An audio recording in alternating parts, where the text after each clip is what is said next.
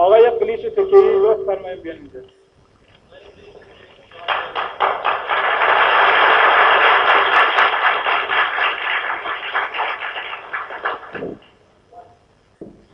Üç tane navyalı üç gerçek yigit uğradı Frondo yow yeňmäge 5 ýyllap gözünni kepken magat garaşdy garrene elizlerine yürek itleginin gönü tersine kuvvat gidip ayak diyen etmeyer başını yaykap galya ene karsına önkü ceren gözler daşa yetmeyer.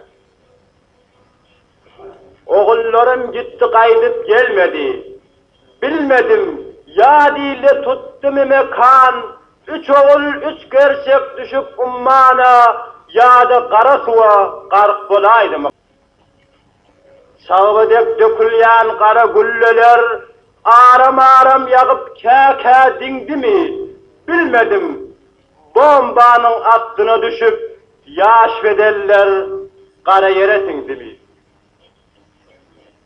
Faşist ne gün gör közdün adat ilime elani ayırdın oğullun kıyızdan komşumuz Batır'ın eli pişekli sep ayağı zida düşüptür bizden. Bir kolok bolli, bir kör bolli, bir diri yitti, bir ker bolli, 5 gramlık kuruşun gülle sebepli, yaş gelillen ıkbalları şor bolli. Eneler karaşya gözü yollarda, yıllar kervan kurap koşup gitýärler, yaşacık nahallar kızıl güller de birbirine şovkun atıp güllýärler. Üç gerçek, mün gerçek, Polatdek sarsman, düşmanı günne döşünü verdi, dünyanı kulçuluklar kotarmak için müňläp oğullarymyz canly verdi.